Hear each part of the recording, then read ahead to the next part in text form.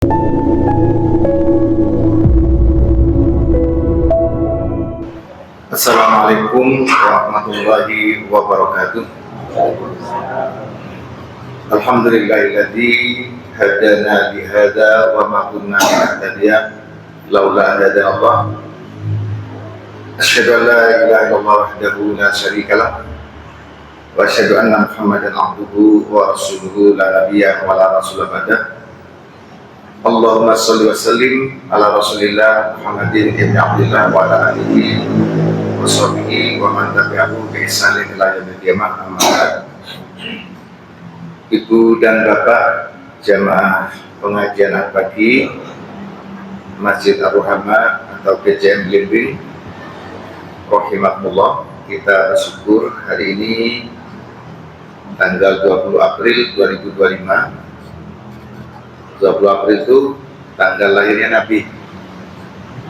Nabi itu lahir 20 April. Bertepatan dengan tanggal 12 Rabiul Awal. Kita bersyukur hari ini bisa hadir di tempat ini di tengah-tengah kesibukan Bapak Ibu. Alhamdulillah kita masih istiqomah untuk thalabul ilmi, menuntut ilmu, mengkaji ayat-ayat Allah dan hadis-hadis Nabi.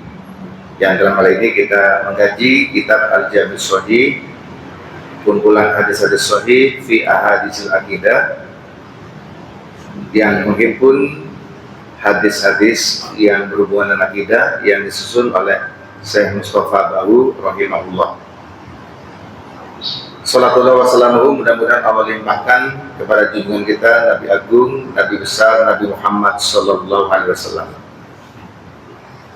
Baik, kita lanjutkan. Hari ini kita sudah masuki hadis yang ke-187. Kita akan membahas akidah asma wa sifat, yaitu akidah yang terhimpun diajarkan di dalam asma, nama-nama Allah dan sifat-sifat Allah. Nah, apa nama sifat yang kita bahas pada hari ini? Yaitu Al-Khabir, Allah Maha Teliti. Kemudian sifatnya Al-Khabar, Allah Maha Waspada. Hadis ini cukup panjang ya. An Aisyah, dari Aisyah radhiyallahu anha, mudah-mudahan Allah meridhoinya. Ini lengkapnya ini. Tuhadisu, Aisyah menceritakan, qala, Aisyah mengatakan, ala uhadisukum anni, ya. Aisyah bercerita, beliau berkata, ala uhadisukum anni wa anin Nabi sallallahu alaihi wasallam, maukah kalian aku ceritakan kepada kalian anni, tentang aku, tentang Aisyah gitu, wa anin Nabi sallallahu alaihi wasallam, dari Nabi Muhammad sallallahu alaihi wasallam. Kulna, sahabat menjawab, bala nggih ummul mukminin, tentu kami mau mendengarkan cerita tentang panjenengan dan Rasul.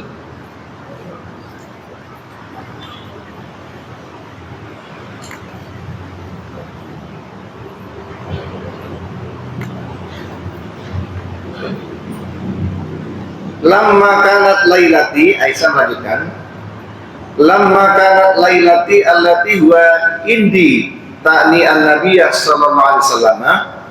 Jadi lamma ini ketika, suatu ketika, kata Aisyah,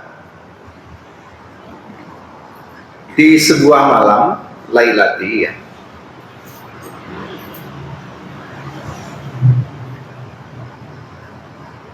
ketika itu beliau berada bersamaku, ya.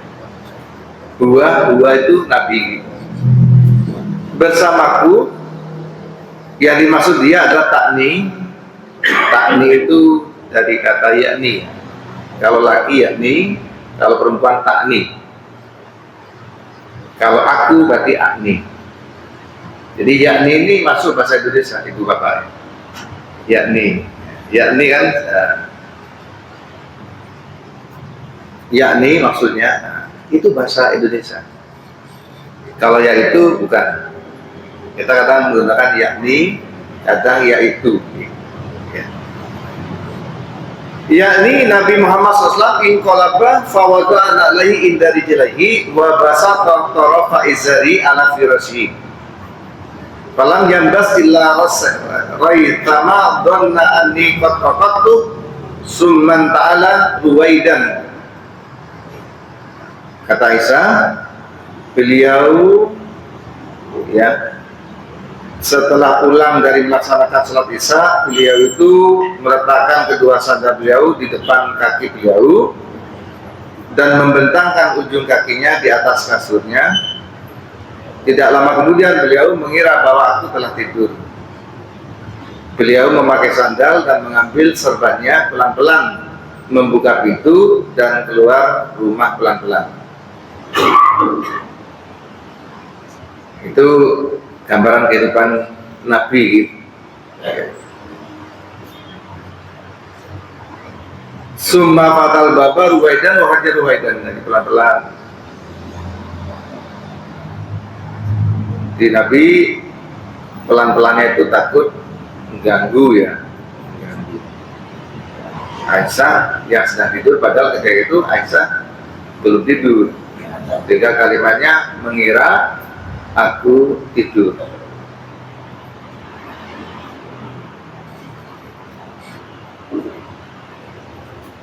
Wa kharaja ruwaidan wa ja'altu dir'i fi rasi wa ihtamatu wa ta'altu izari wa antalaqtu fi izri hatta ja'at bagi faraqarina salasa marhatin fa'atala summan kharafa fanharaftu fa'asra fasratu.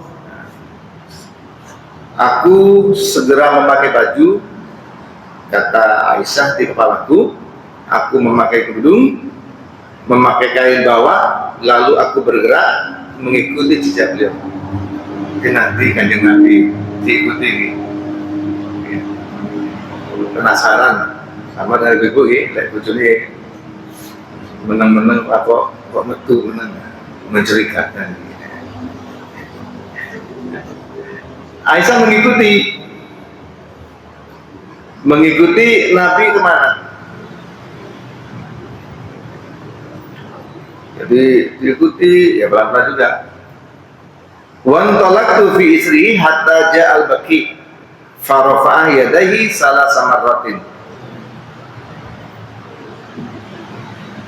Ternyata beliau itu terus bergerak sampai ke makam Baqi. Penasaran lagi bapak-bapak? Mudah-mudahan sudah, yang belum mudah-mudahan segera. Makam Baqi ya, makam yang luar biasa. Setelah sampai di sana, fa'atola summan harafa farafa yadayhi salasa marratin. Lalu Nabi mengangkat kedua tangannya 3 kali dalam waktu yang lama. Fa'atola summan harafa faharaftu. Kemudian beliau setelah mengangkat tangan, beliau pulang. Aku pun pulang. Fa'asratu. Ya. Nabi berjalannya cepat. Aku pun juga cepat. Faharwaltu.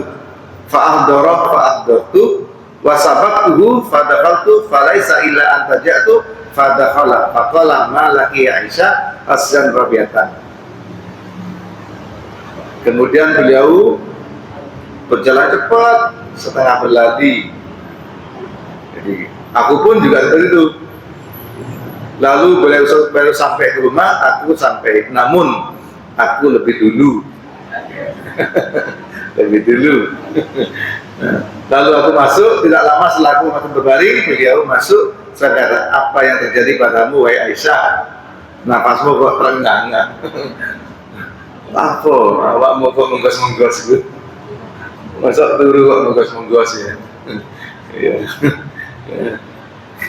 Malaki ya Aisyah tuh hasya Rabia, apa yang dari dirimu kok nafasmu itu terengah-engah. Apa kata Aisyah?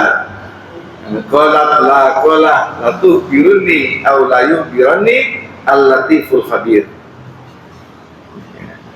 Jadi tanya, kenapa nafasmu itu terengah-engah? Ya. Tidak, kata Aisyah, gak ada apa-apa Rasul. Tapi enggak Aisyah nafas dia. Aisyah tuh jalan cepat tuh masih, apalagi naik tangga, apalagi baik tegang. Berarti ketemu nih. Ya. Beliau bersabda, sungguh engkau akan memberitahuku atau dat yang maha lembut lagi maha mengetahui yang akan memberitahukan kepadaku. Jadi karena Aisyah jawab tidak, tidak. Iya, tidak. Tapi ya bisa saja kamu yang memberitahu apa yang terjadi pada dirimu, atau Allah yang disebut la yukhbiruni al-latiful khabir, atau Allah yang mengetahui atau memberitahuku, yaitu sungguh engkau akan memberitahuku, atau dat al-latif. Latif itu yang maha lembut. Al-khabir yang maha mengetahui. Saya nggak ngerti, seandainya mau ya kamu yang beritahu, tapi kalau kamu nggak beritahu, saya yakin Allah yang maha lembut, Allah yang maha tahu, maha waspada, maha teliti, yang akan memberitahu aku. Nah, di sini nilai akidahnya. Jadi apa yang kita lakukan tidak ada yang tahu. Yang tahu kita sama Allah yang maha lembut, Allah yang maha waspada, maha tahu. Sekarang dibantu CCTV. Tapi CCTV itu kan usianya terbatas. Ada yang 24 jam, ada yang 1 minggu, ada yang 1 minggu. Gak bisa lama, kalau lama memorinya, harddisknya itu gak nampung. Tapi Allah maha tahu, kita yang tahu. Perbuatan apapun, rahasia apapun, apa yang terjadi, kita yang tahu, orang lain nggak tahu, Allah yang tahu.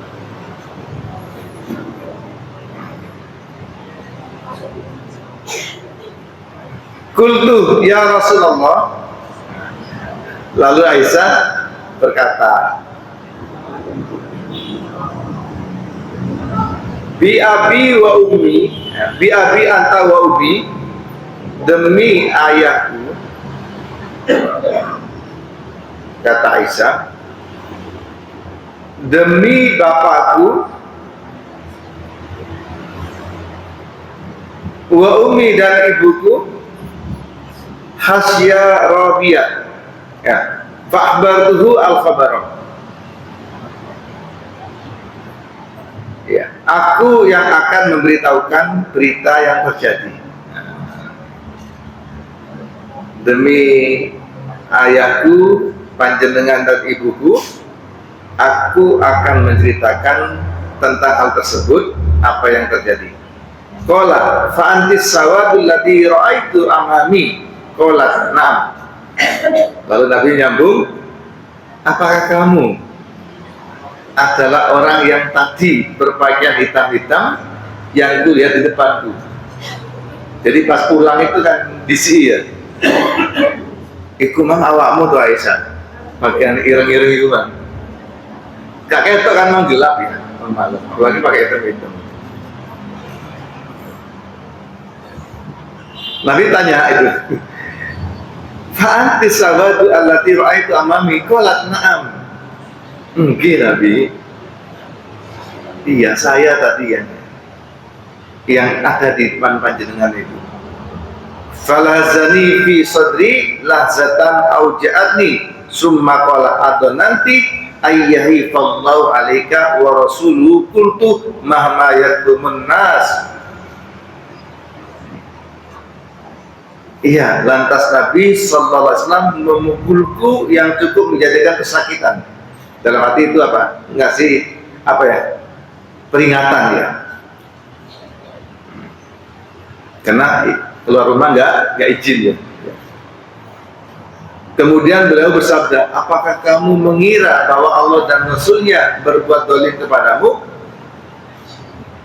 Bagaimana manusia merahasiakan sesuatu fi sadriya yaktumun nasu qad alimahullah. Bagaimana manusia bisa merahasiakan sesuatu pada dirinya? Qad alimahullah, sungguh Allah akan mengetahui tentang hal tersebut. Qala fa inna jibril atani hina ra'aiti ya walam yadhul alayya wa qad wada'ati siyabaka fanadani fa'afa minki.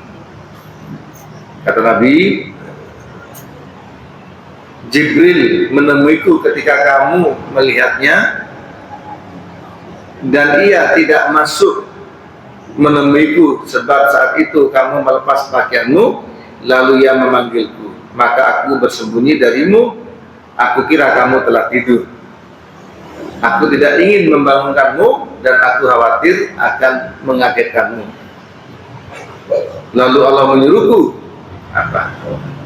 Fa'amaroni an atiyal baqi'ah, lalu Allah menyuruhku untuk mendatangi makam baqi' fa'astaghfir lahum, lalu aku memohonkan ampunan untuk para penghuni makam baqi'. Jadi itu saya kira kamu itu tidur. Terus Jibril itu datang ke saya membisiki, tapi Jibril tidak masuk ke ruangan ini karena kamu sedang tidak menutup, karena di rumah ya kasih pagi. Aku diperintahkan oleh Allah untuk datang ke makam baqi', lalu aku mohon ampun kepada Allah untuk mereka. Ampunan bagi makam baqi' itu luas sekali Bapak Ibu. Makam baqi' itu makam tanpa nama ya. Kuburannya itu kan tidak ada namanya. Gila, pernah ya? Tidak ada namanya. Tapi kok hafal, masih hafal. Kalau sini kan kuburan kan istimewa ya, dilukis, dikicing, ya. Macam-macam ono sing digawe omah-omahan ya.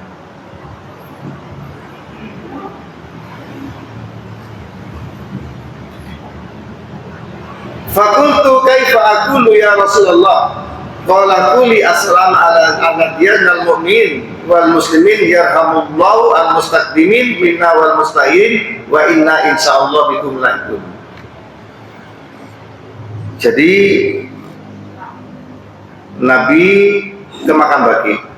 Lalu Aisyah bertanya, apa yang harus diucapkan ketika ke pemakaman? Nah, jadi ada doanya gitu. Bagaimana doanya? Assalamu ala ahli diyar minal mu'minin wal muslimat yarhamullahu al mustaqdimin minna wal mustahirin wa inna insyaallah bikum lahiqun.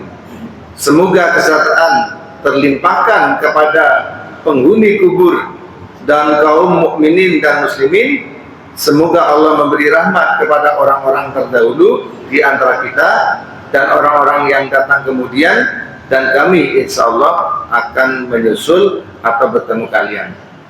Jadi untuk redaksi apa ke makam itu ada seperti ini, ada yang lebih simpel, assalamualaikum ya ala diyar minal muslimin.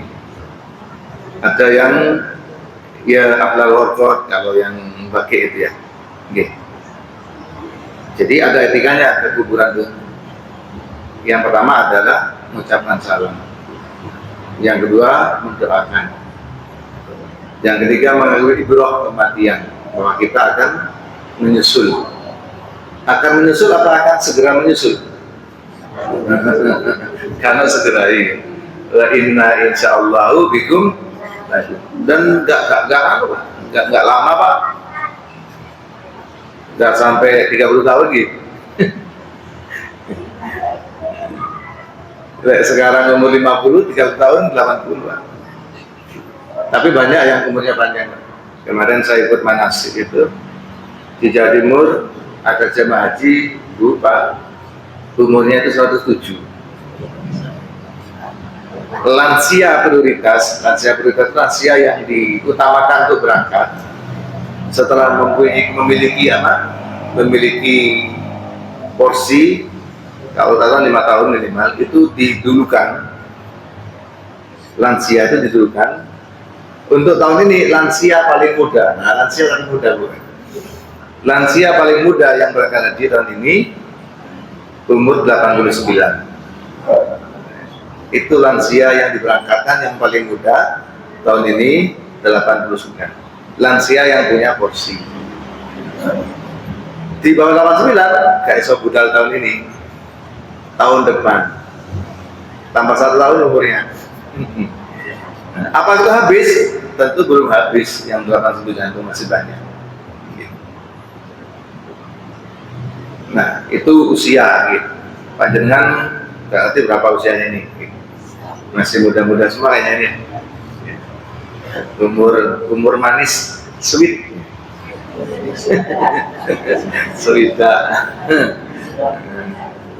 Kalau putunya anaknya jelita, panjenengan lelita, lebih dari 50 tahun.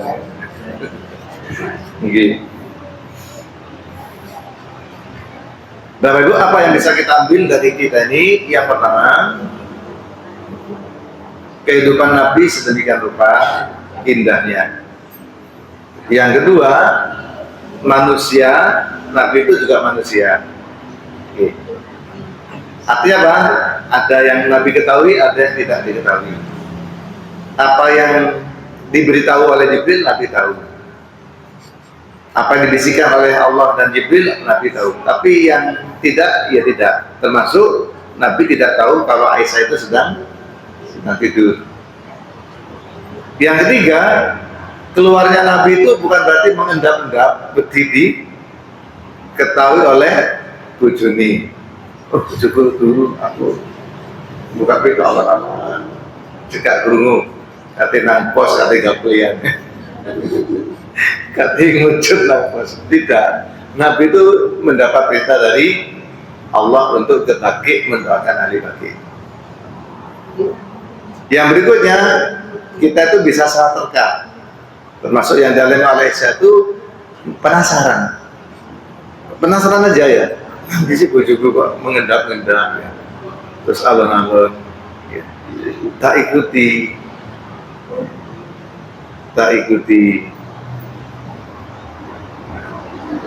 Kita nggak tahu apa Aisyah itu mengira ada sesuatu yang kurang pas yang Nabi, tentu tidak ya. Cuma mungkin penasaran. Aku penasaran, Nabi itu tenang. Oh, ternyata nang kuburan. Bengi-bengi nang kuburan lah opo. Ya. Lewang gini bengi-bengi nang kuburan golek wangsit ya. Golek nomor togel. Gitu. Lantas itu Nabi memintakan ampun untuk penghuni makam baki itu. Luar biasa ya. Berkah bagi penghuninya situ ya. Didoakan oleh manusia yang paling mulia. Yang berikutnya apa tadi? Aisyah juga takut diketahui. Akhirnya menyalip Nabi ketika pulang. Nah, Nabi tahu kok ono wong wedok pakai itu kan memang nggak ada lampu ya. Karena nggak ada lampu. Sekarang kan terang banget. Kalah kita ya, karena itu nggak kurang-kurang cahaya itu. Terus yang berikutnya, Aisyah tidak menyampaikan apa adanya, ya mungkin karena takut salah paham. Tapi Nabi tahu kok ada yang aneh dari Aisyah itu. Napasnya menggos-menggos. Ya wis, lihat awakmu gak gelem kayak tahu, ya bisa saja suatu saat kamu memberitahu atau Allah yang maha lembut, maha teliti, maha waspada yang akan diberitahu. Nah ini Bapak Ibu sekalian, Tapi inti dari berbicara itu di kalimat ini ya. Al-Latif, Al-Khabir, Allah itu maha lembut, maha melihat. Sama pesan moral Nabi, mahma yantumun nasu, ketika manusia itu menyimpan, menyembunyikan sesuatu, qad alimahullah, maka Allah sungguh betul-betul tahu tempat tentang apa yang kita rahasiakan, yang kita sembunyikan, yang kita simpan dalam-dalam di sodri, di hati dada kita masing-masing. Allah tahu. Yang tambahnya di sini Aisyah tetap bertanya, terus gimana apa yang panjenengan ucapkan pada saat dibagi itu? Di atas itu ada aturan, ada ketentuan, ada adab, ada tuntunan, yaitu mengucapkan salam, dan itu yang bisa kita lakukan. Jadi ziarah kubur ya, ziarah kubur itu ibu dan bapak dulu dilarang oleh Nabi. Di awal-awal satu dilarang. Kenapa dilarang? Karena iman orang Islam pada saat itu belum kuat. Sementara salah satu keyakinan orang jahiliyah itu terhadap roh nenek moyang itu sedemikian rupa. Artinya mereka itu sangat percaya roh nenek moyangnya itu bisa kemana-mana. Jadi keyakinan jahiliyah terhadap roh itu hampir sama dengan keyakinan animisme yang ada di Indonesia atau agama lain ya. Bahwa roh itu, kata keyakinan jahiliyah, roh itu kalau mati ya, itu terbang seperti burung, terus berputar-putar di atas rumah. Keyakinan animisme gitu ya, berputar-putar delok keluargane ya. Gitu. Itu di kitab apa ya? Saya lupa nih. Ya, tentang Tafsir Nabawiyah ya. Itu bagaimana kondisi keyakinan orang jahiliyah meyakini bahwa roh manusia itu lepas dari jasad, kemudian menjelma menjadi burung, lalu berputar-putar di atas bumi. Itulah yang menjadi keyakinan, dan di Indonesia sebagian ada yang merespon. Karena Mbak Muli malam Jumat disediakan kopi sandingan. Kopi ini kalong Pak, karena menyusut, karena dimakan jejak. Nah ini, jadi mirip, memang mirip. Maka berangkat dari itu ziarah kubur dilarang. Setelah imannya kuat kokoh, keyakinan-keyakinan animisme jahiliyah itu terkikis, maka ziarah kubur itu tidak dilarang. Dengan redaksi hadis, nahaitukum an ziyaratil kuburi fazuruha. Dulu kata Nabi, para sahabat, aku pernah melarang kalian untuk ziarah kubur. Sekarang ziarahlah. Sekarang ziarahlah. Itu perintah. Tapi baru perintah, ziarah kubur itu tidak wajib. Dalam kaidah ushul fikih, al-amru ba'dan nahyi yufidu al-ibahata. Perintah yang datang setelah sebelumnya dilarang itu berfaedah, berfungsi menunjukkan bahwa hal tersebut itu boleh. Dulunya dilarang, lalu diperintahkan, itu berarti boleh, bukan wajib. Contohnya gini, ada anak kecil izin sama ibunya mau ke rumah temannya, kakak hujan terus, apakah ojo nang omeh koncomu hujan terus beledekan kok apa-apa deh perjalanan, itu dilarang. Setelah hujan reda, orang tua bilang wis budalo, berangkat sekarang. Budalo itu perintah, wis budalo saiki. Apa kita perintah? Bukan. Tapi sesuatu yang tadi dilarang sekian jam tadi, sekarang sudah berubah menjadi boleh. Sekarang boleh budal. Perkara sudah budal enggak? Ya nggak apa-apa. kasih tahu Bu apa telat, kasih tahu Bu bisa besok aja untuk keperluannya, nah, nggak apa-apa. Termasuk ziarah kubur itu hukumnya mubah. Tapi kalau situ ada niat baik, ada hal baik yang dilakukan, ia menjadi apa? Menjadi ya baik, karena situ mengucapkan salam seperti Nabi tadi ya. Yang kedua mendoakan ya, salam dan mendoakan tentu. Yang ketiga kita menjadi ingat mati. Ya, kalau kita juga akan menyusul sampai tolak-tolak sempit ya, kok kanong kan. Kalau aku mati ya apa ya? Ya. Nah itu ingat mati, aku dendil ya mati ya. Bangun Bapak Ibu orang Blimbing, orang Supil, belum tentu dimakamkan di pemakaman sini. Makamnya mana salah ya? Iya, belum tentu, karena Allah menyampaikan bahwa matadri nafsun di ardi tamut. Tidaklah seseorang itu mengerti di bumi mana dia akan mati, di bumi mana dia akan dikebumikan. Gak mesti mati di Malang, belum mati tentu mati di Malang. Ada yang nyambangi anaknya di Papua, terus mati di Gunung, so ada ini biaya tinggi ya. Jadi ada tadatul maut. Kemudian ada ibrah, kalau orang baik itu kita mengenang jasanya. Kalau maunya kita melewati orang yang dulu kita kenal itu kurang baik, kita juga mengenang sesuatu yang tidak boleh kita tiru dan nggak perlu dirasani. Kalau baik itu loh orangnya baik, baik banget, yes, pokoknya api wis. Sehingga baik gak ada cerita, itu lu wong itu wajingan itu, ngetelek sandal lek masjid, PT kayak kertas ditolong, mangga pencet wis didubuk, mendem bendino, nggak perlu ceritakan. Tapi cukup dibatin, oh iya, mudah-mudahan kita nggak sampai seperti itu. Jadi salam nih, jadi ada dua salam yang nggak boleh dijawab. Yang pertama salamnya orang sholat ya. Assalamualaikum, panjang jawab, waalaikumsalam. Nggak perlu jawab itu ya. Dan ada salam yang panjenengan tidak boleh menjawab, yaitu pada saat kita berada di kamar kecil. Ada yang ketiga, dan ada salam yang panjenengan jangan berharap untuk mendapat jawaban, yaitu salam ketika panjenengan ke kuburan. Assalamualaikum, maka dijawab waalaikumsalam, lari ke kontal-kontal ya. Mayit tangi. Oke, baik, ini kesimpulan, Allah Maha Lembut, Allah Maha Waspada. Tuh, emang cerita ya Aisyah. Dan Aisyah nggak menutup-nutupi.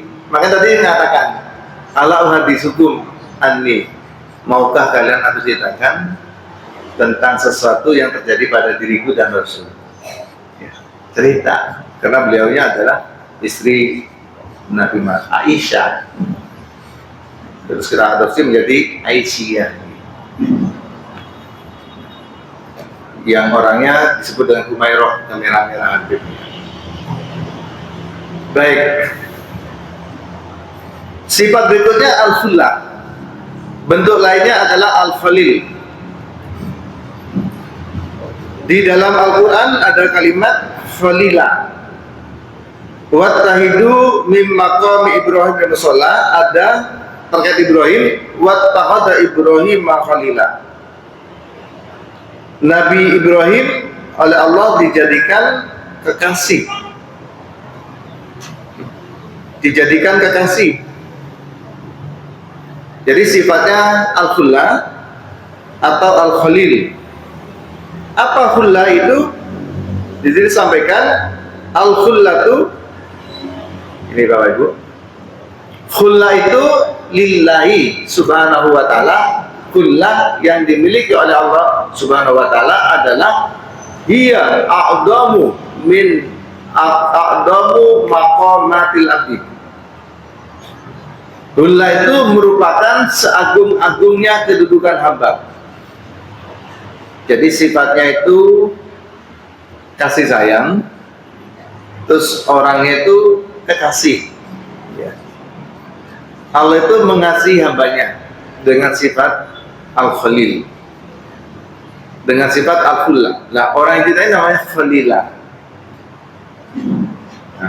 Ini diberi nama oleh orang-orang ke lila, panggilan lila, fadilah. Ketika orang itu mendapat panggilan Khalil, termasuk Nabi Muhammad itu disebut dengan Khalilullah. Hiya a'damu maqamatil abdi. Panggilan Al-Khalil At-Ta'arullah adalah merupakan seagung-agung kedudukan hamba. Wa hiya arfa'u min maqamil mahabbati. Bahkan Al-Hulla itu lebih tinggi daripada mahabbah. Mahabbah itu cinta, yang dicintai namanya mahbub atau habibi. Menurut definisi terminologi di layar ini, antara Khalil dengan habibi itu lebih tinggi kedudukannya Khalil. Haitsu sabatat mahabbatullahi libadil mu'minin wa mahabbatum lahu. Telah kokoh mahabbah Allah terhadap hamba-hambanya yang beriman, dan telah kokoh pula mahabbah dari hamba-hamba yang beriman itu kepada Allah Subhanahu wa taala. Walakin al-khullatu lam tasbut illa isnaini. Tetapi kalau al-khullah atau Khalil itu tidak ada kecuali untuk dua orang. Kita nggak mungkin mendapat gelar panggilan Khalil. Paling banter namanya Khalilah atau Khalili. Kalau laki Khalili, kalau perempuan Khalilah namanya. Tapi jabatan kedudukan yang mulia itu tidak bisa didapat. Kita itu maksimal adalah disebut dengan Habibullah, kekasih Allah, tapi tidak akan Khalilullah. Karena yang mendapat gelar Khullah itu hanya dua, yaitu Muhammadun wa Ibrahimu alaihi wassalatu wassalam. Ya. Hanya Nabi Muhammad dan Ibrahim yang mendapat gelar Khullah atau Al-Khalil. Mudah-mudahan Allah memberi salawat serta salam kepada beliau. Waqad sabatat hullatu Ibrahim alaihissalam biqouli ta'ala wa man ahsanu dinan mimman aslama wajhahu lillahi wa tabi'a millata Ibrahim wa tahaddallahu Ibrahim khalila. Dan Allah menjadikan Ibrahim sebagai kekasih tersayang.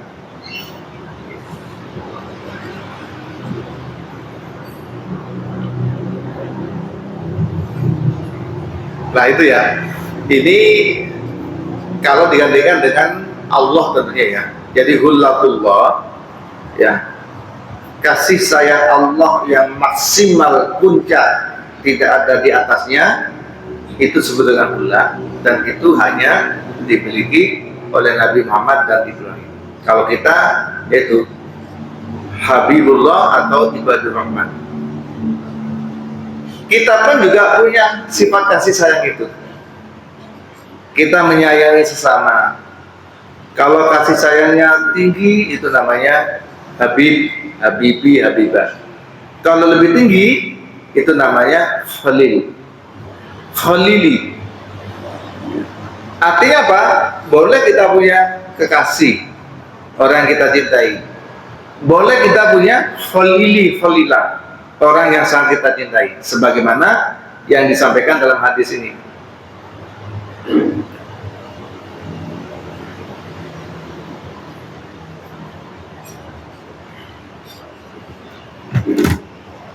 Ya.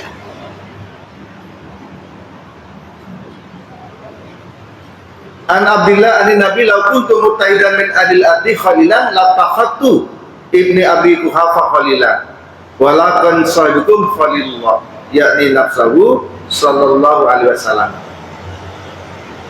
Kata Nabi, seandainya aku mengambil dari penduduk bumi ini sebagai kekasih yang tertinggi, pasti aku mengambil salah satu sahabat yang bernama Ibnu Abi Quhafa sebagai khalilah. Dia dalam hadis yang lain, Bapak Ibu ini, ya, lau kuntu muttaidan min ummati khalilan la takhattu Abu Bakrin khalilah. Seandainya aku mengambil kekasih dari sekian umatku itu, maka aku akan menjadikan Abu Bakar itu sebagai khalil, sebagai kekasih yang paling dekat, paling aku sayangi. Jadi sahabat Abu Bakar itu sahabat yang paling disayangi. Nah, kalau yang atas ini Nabi juga menyayangi, namanya Abu Quhafah, Ibnu Abu Quhafah. Lalu ada penegasan. Jadi penegasan, kalau tadi yang jadi Khalilullah, Khalilur Rahman itu Nabi Ibrahim dengan dasar wattakhadallahu Ibrahim khalila. Nah, Nabi sendiri juga Khalilullah atau Khalilur Rahman dengan sabda beliau, walakin sahibukum, akan tetapi teman dekatmu yang dimaksud oleh Nabi sendiri adalah Khalilullah. Nabi itu kekasih tertinggi dari Allah Subhanahu wa Ta'ala. Nah, tentu rasa kasih Allah itu sangat sempurna. Kasih sayang Allah sangat sempurna. Kita juga bisa mendapatkan kasih sayang dari orang lain, atau mendapatkan kasih sayang lebih dari orang lain, termasuk kita juga bisa memberikan kasih sayang kepada orang lain. Sehingga semua ini saling menyayangi, karena Islam itu ada agama kasih dan sayang. Sehingga agama yang ngajar kasih sayang itu adalah Islam. Dan itu masih wa arsalnaka ila rahmatal lil alamin. Kasih sayang Islam itu tidak terbatas hanya kepada sesama. Sesama manusia harus kasih sayang. Tapi itu ya bertikat, didahului dengan yang paling dekat. Kalau belum ada yang paling dekat siapa? Istri, suami, anak. Dan itu melebar, kakak, adik, melebar ke ponakan, melebar ke sepupu, dunaka terus sampai orang lain. Bahkan kita itu juga harus kasih sayang terhadap binatang. Ibu-ibu lek mangan iwak, aja tindekna tulangi, disisahi jangan kucingnya tak sido, dindus-indus suara dagingnya belas, mesti dilat-dilat tuh. Kenapa? Duwendekno ya. Jadi sekali-kali gak pati sih, tapi dikasihkan kucing. Ada pertanyaan, kenapa kucing suka tulang? Karena nggak dikasih daging. Kalau kasih daging berarti suka daging. Nah, makanan yang kita berikan sama kucing itu sebagai bukti kasih sayang kita kepada sesama kucing. Apalagi bahkan apa? Ketika kita buang air kecil itu ada etika. Ketika kita berada di oro-oro ya. Oro-oro itu di situ tidak ada WC, tidak ada sungai. Ketika kita buang air kecil dengan cara istijmar, bersucinya dengan batu, salah satu adabnya kita tidak boleh buang air kecil di lubang yang ada di tanah itu. Terus di lubang lain, jika murad marid itu nggak boleh. Kenapa? Takut di dalamnya ada binatang. Khawatir ono semut sedang rapat, terganggu, banjir, anget, kok pesing, malu petik, waktu gak bingung. Nah, sampai ke sana, dia langsung metu semut, langsung metu ulo, wakil itu langsung dicopot, pahami. Sampai itu sayangnya, tidak boleh mengganggu. Bahkan di adab itu juga ada ini, dilarang buang air kecil di bawah pohon, yang mana pohon itu sering dijadikan orang berteduh. Gak oleh ngoyo pak sembarangan. Jadi ono wit rindang, ono kursi biasa, ono wong lunggu-lunggu. Tak uyu aja tidak kerasa, tak boleh. Tidak terasa. Maka di mana-mana pesing itu ya, di gang-gang itu ya, itu sampai tulis tidak kecil di sini kecuali anjing. Nah, terus sama ini juga tidak boleh buang air kecil, apalagi air besar ya, di bawah pohon yang sedang berbuah. Takut ada buah yang jatuh, itu kan biasanya matang ya. Lek lugur nang uyuk lah kasih dua dia. Enggak tertangan. Itulah kasih sayang sampai situ. Baik, kembali ke tema. Jadi Allah memiliki sifat al-falil. Apa maksudnya Allah itu punya kasih sayang? Kasih sayang Allah itu berlapis-lapis tingkatannya. Lapis atau tingkatan yang paling tinggi adalah kasih sayang dalam bentuk hullah atau al-falil. Ditegaskan dalam tadi ada dua hamba Allah yang mendapat itu, yaitu Nabiullah Muhammad SAW dan Nabiullah Ibrahim AS. Kita di bawah itu. Yang kita harapkan di samping kita dijadikan kekasih Allah, kita dijadikan yang namanya diridhoi, radhiyallahu an. Allah meridhoi kita. Wa radu'an, kita pun juga ridho terhadap semua yang telah Allah tentukan. Dalam konteks horizontal vertikal, Allah mencintai kita. Dalam konteks vertikal vertikal, kita mencintai Allah. Bagaimana supaya dicintai oleh Allah? Banyak caranya, menuntut ilmu ini dicintai oleh Allah, dibangga-banggakan, dicintai oleh Allah kebetulan. Panjenengan sering silaturahim ke dulur-dulur sing jarang diparani karena kesibukan, itu juga Allah menyatakan dirinya, Allah mencintai orang yang ziarah dan seterusnya. Yang jelas dalam bahasa manusia, kalau kita nurut sama Allah, pasti Allah itu menjadikan kita al-mahbub, kekasihnya. Lalu konteks horizontal, di antara kita itu harus saling mencintai. Keluarga karena hubungan kekerabatan, orang lain karena hubungan keislaman, sesama muslim harus mencintai. Orang non-muslim kita cintai dalam konteks basariah kemanusiaan. Sepanjang mereka tidak mengganggu urusan kita atau mengganggu agama kita, wajib kita mencintai walaupun mereka itu tidak muslim. Tentu kecintaannya tetap di bawah kecintaan kita terhadap sesama muslim. Betul, sampai bewong non muslim akrab sampai wong Islam, oh boleh mas. Sesama Islam walaupun beda organisasi, sampai benci, sampai wong non muslim runtang rutuk, sampai wong Islam menggerengan lah ya, gitu ya. Jadi yang bisa kita tiru dari sini, Allah mencintai hambanya dalam bentuk al-hullah atau dalam bentuk yang di bawahnya, yang disebut dengan Habib dan seterusnya, Ma'abah. Kita pun juga demikian, harus mencintai Allah dan mencintai sesama. Oke. Wujudnya macam-macam, ya berbagi itu mencintai, ngasih informasi. Ono kancane loro tidak punya pengalaman, apa gak iso mlaku, koyoke asam urat.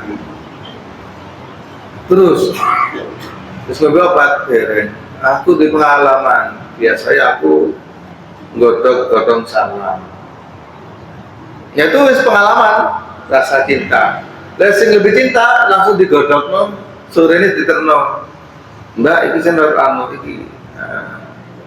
Saya anu loro pincang ya. Jadi godhong salam. Ambe ono gandeng ami bujangan buat tambah waras itu. Ditulis sayur lah. Nah ini, itu contoh kasih sayang. Hadirin masalah muslimin rahimahullah, ini sifat Allah yang kedua. Baik, karena waktu terbatas, nanti jika ada pertanyaan monggo, kalau tidak ada kita sambung ke berikutnya. Monggo Mas Jafar, biar lebih hidup.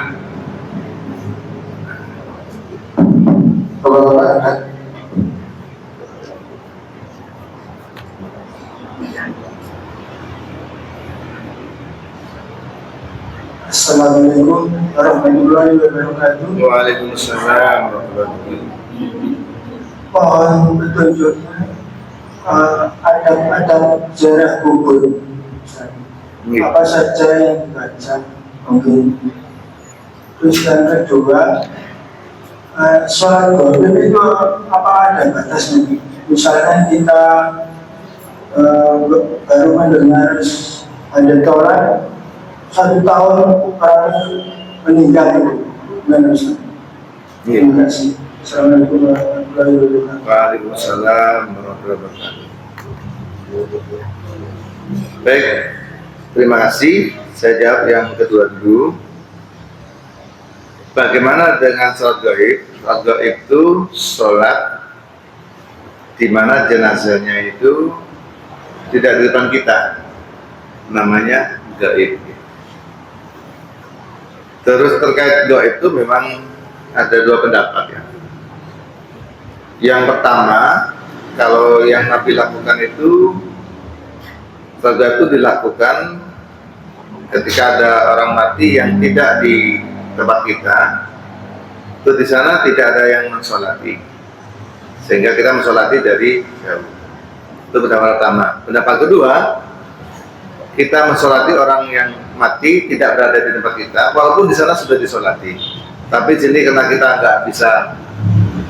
nggak bisa sholat, maka di situ kita mensolati dari tempat ini. Sampai kapan batasnya? Tidak ada penjelasan batasnya, tapi yang jelas kalau orang mati itu ya tentu orang yang baru mati. Kalau sudah sekian minggu untuk sholat tentu ya nggak wajar. Ya. Biasanya memang 1 hari itu juga, ya. 1 hari. Ya. Seperti kita kan sering mensolati gaib untuk syuhada Palestina. Nah, ini ya, ini itu sholat gaib. Bagaimana niatnya? Niatnya di hati. Ya, tetap niat di hati, tanpa perlu dilafadzkan. Kemudian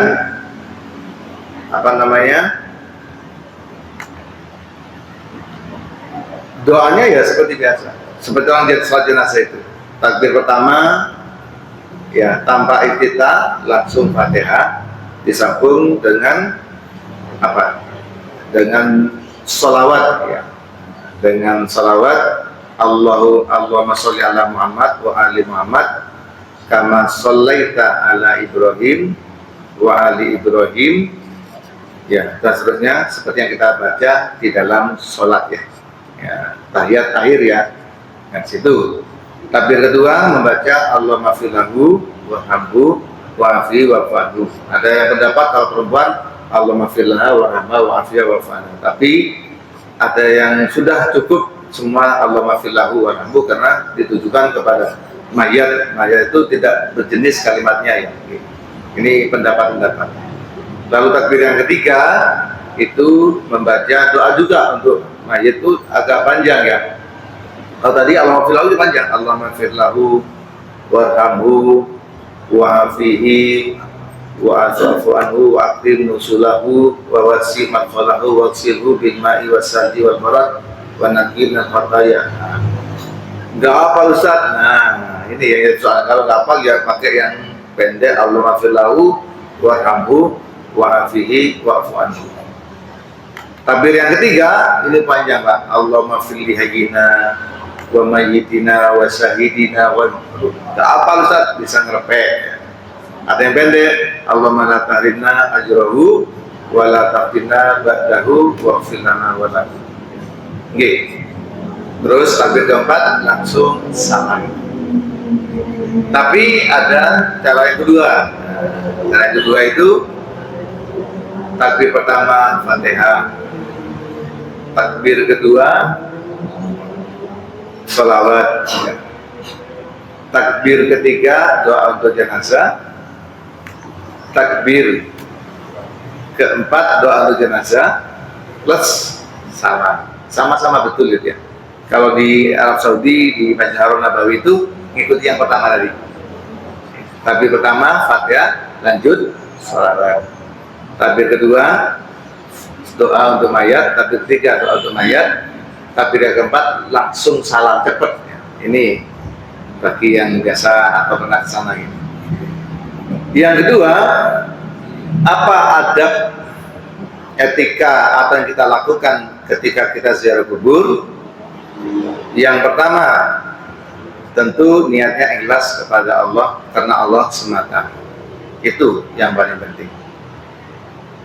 Yang kedua, sesampai di lokasi pemakaman mengucapkan salam, assalamualaikum ya ahla diyar minal muslimin wal muslimat wa inna insyaallah bikum lahiqun. Ada as'alukallah assalamata wal afiyah ya.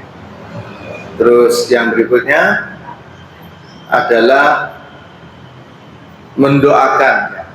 Mendoakan itu ya tergantung, bisa bahasa Arab, bisa bahasa kita ya. Bisa menggunakan doa pada saat kita sholat jenazah itu ya. Allahumma firlahu warhamhu wa'afi wa'fu'anhu dan seterusnya. Itu. Terus yang keempat, ketikanya tadi adalah tadkiratul maut, mengenang dari konteks kalimat wa inna insyaallah bikum lahiqun. Dan kita suatu saat akan menyusul. Kemudian yang berikutnya adalah tadi mendoakan ya, yang berikutnya mengenang jasanya. Kalau orang baik dikenang jasanya ya. Dikenang jasanya. Terus kalau orang buruk tidak perlu disebut, cukup dibatin, cukup menjadi ibrah bahwa kita tidak perlu meniru seperti orang yang menurut pandangan umum itu tidak baik ya. Lalu yang berikutnya adalah apa? Mengambil ibrah yang lain, yaitu suatu saat kita akan ada di dalamnya. Kalau sekarang kita ziarah, suatu saat kita yang akan diziarahi ya. Itu pun kalau ada. Lalu yang berikutnya, tidak melakukan sesuatu yang dilarang oleh Allah, termasuk di situ meminta kepada orang yang sudah mati. Orang yang sudah mati sudah tidak bisa berbuat apa-apa, sehingga kalau minta kepada Allah, tidak kepada penghuni kubur, minta pertolongan atau minta didoakan. Justru orang yang wafat itu siapapun orangnya itu membutuhkan doa dari orang-orang yang hidup. Terus yang berikutnya, tidak melakukan hal-hal lain yang bertentangan. Tadi ya, menyembah kubur, mengkultuskan kubur, ya itu termasuk yang dilarang. Apa ada? Tentu di mana-mana ada kemungkinan itu ada. Nah, kemudian Bapak-Ibu sekalian, termasuk dari hal terkait dengan ziarah kubur itu, bagaimana dengan perempuan? Nah, perempuan itu pendapat yang tegas itu tidak boleh ke kuburan. Ya, ada dua faktor yang menjadi penyebab.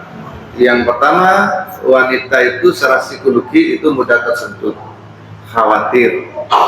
Yang kedua, khawatir ada fitnah. Apa fitnah itu? Fitnah itu gangguan-gangguan yang terjadi di perjalanan atau selama di kuburan. Tapi ada juga pendapat yang tidak sampai haram tapi makruh, termasuk potensi gangguan itu kalau tidak ada menjadi tidak mengapa. Seandainya ketika ziarah kubur di situ tidak nangis, tidak meratap, tidak niyah, dan juga tidak ada gangguan. Ya cuma secara fisik memang kalau ke pemakaman seperti memakamkan memang sebaiknya nggak perlu ikut. Kenapa? Di situ campur lagi perempuan. Yang berikutnya melakoni banter, wedok juga harus sanggup ya. Melakoni jenazah itu banter ya. Ini Pak, banter ya. Apa ada jenazah yang melakukan banter? Ada Pak, simikul terbatas ya. Simikul terbatas, uangnya gede. Saya pernah itu mikul jenazah itu uangnya gede, kalau sing ganti embongnya nanjak Pak. Uang nanti, kalau sing ganti itu. Tapi kan kalau orang yang tak sebanyak itu tak kerosok itu ganti, tak kerosok diganti. Kalau orang baik itu Pak, adabnya gitu. Ya, terus yang paling penting lagi Bapak-Ibu sekalian, sesungguhnya itu doa untuk orang yang meninggal itu penting, khususnya orang-orang terdekat, orang tua kita, kakek nenek kita, budi, pakdi, buli, pakli, ya. Itu penting karena yang bisa mereka dapatkan manfaat itu adalah doa kita yang menjadi mereka terbebas dari siksa kubur itu karena doa kita. Dan yang paling penting bukan pada saat, karena kalau ziarah kubur itu ya paling nggak mesti gitu. Ada yang setahun sekali, enten lebaran, ono sing sebulan sekali, ono sing sak beri. Tapi yang paling penting adalah inda kulli duburi sholati, yaitu setiap selesai melaksanakan sholat fardu, jangan sampai tidak berdoa untuk orang-orang terdekat kita yang sudah mati. Dan kita bersyukur Bapak Ibu ya, kita ini orang muslim, muslimat, muslimin, muslimat, itu setiap Jumat itu mesti didoakan oleh para khatib dan jemaah Jumat. Sehingga di khutbah kedua itu selalu ada doa untuk Allahumma fir lil muslimin wal muslimat wal mu'minin wal mu'minat al ahya'i minhum wal amwat. Ya Allah, ampunilah untuk segenap kaum muslimin laki-laki, kaum muslimin perempuan, kaum mukminin laki-laki, kaum mukminat perempuan, baik yang masih hidup maupun yang sudah mati. Sehingga sepanjang kita masih muslim, muslimah, insya Allah manfaat doa itu akan kita dapatkan. Makanya iman Islam itu harus dipertahankan. Untuk doa insya Allah sepanjang masih ada Jumatan, itu doa itu terus mengalir. Dan terutama sepanjang anaknya soleh dan soleha, doa itu terus mengalir setiap waktu. Kayaknya ibu-ibu nggak perlu bosan kok bapak ya lek mati, ibu lek mati cok lali ya di tungano ya bu ya cok ngomong-ngono ya. Doakan ya setiap waktu ya, sehingga orang yang oleh Allah diuji tidak diberi keturunan itu bukan apa-apa.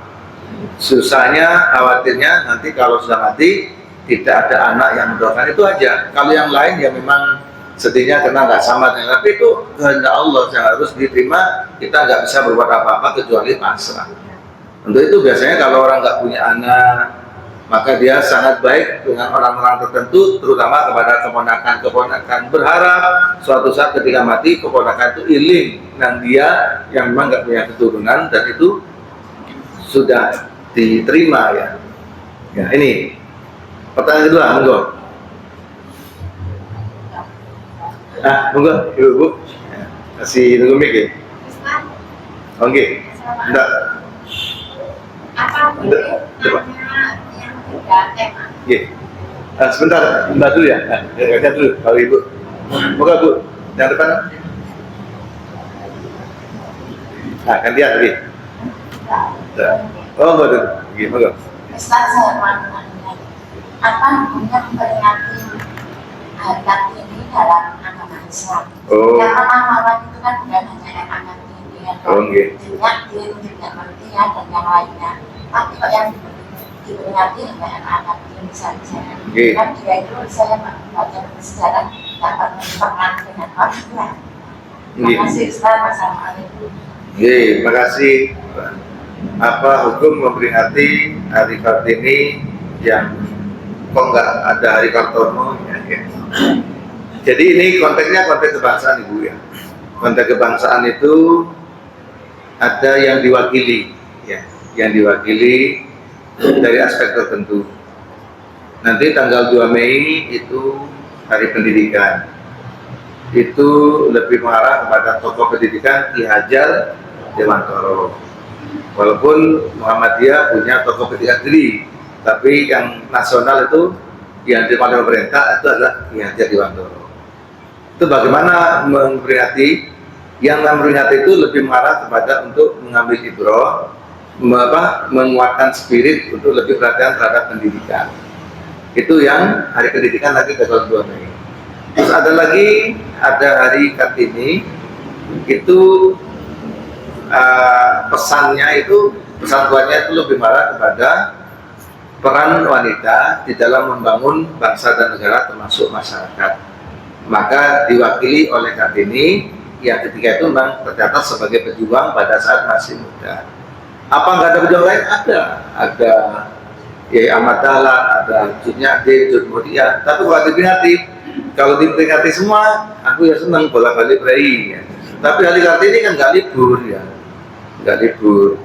Sehingga kalau kita ditanya hukumnya, karena itu memang ada tuntunan, nggak ada larangan, itu tentu boleh sepanjang tidak menimbulkan madorot ya.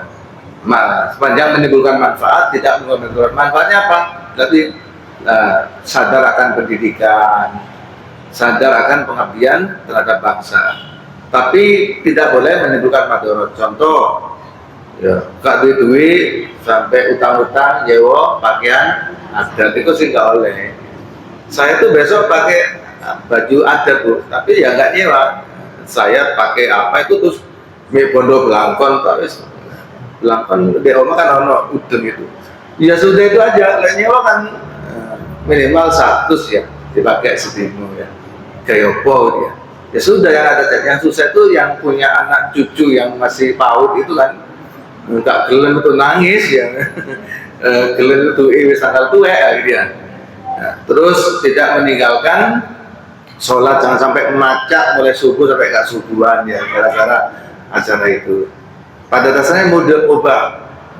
Kok nggak ada toko lain? Ya ada, tapi kan nggak mungkin diperingati semua. Sehingga mewakili. Dan yang menentukan adalah pemerintah, dalam ini kementerian apa itu? Kementerian Sosial, termasuk gelar pahlawan itu. Oke, betul. Monggo yang lain.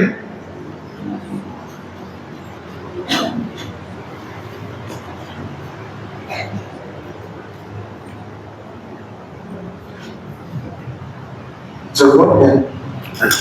Acara keberatan Ya, gitu. Ada alat-alat berhasia, gitu. Rahasia, monggo alat-alat penting Bu. Saya sepanjang longgar tuh senang mendatangi. Minggu depan ada halal-halal PCM living Mas Betari. Monggo hadir di SD Muhammadiyah 8. Di mana Mas tempatnya itu? Jalan apa? Sumpil 1. Sini ya? Iya. Terbuka apa khusus? Terbuka. Oh, terbuka. Gitu. Monggo Mas di siapa pembicaraan zaman bacakan gitu. Cukup ya. Gitu. Pak siapa yang ngisi? Stadion apa? Pak Bianto.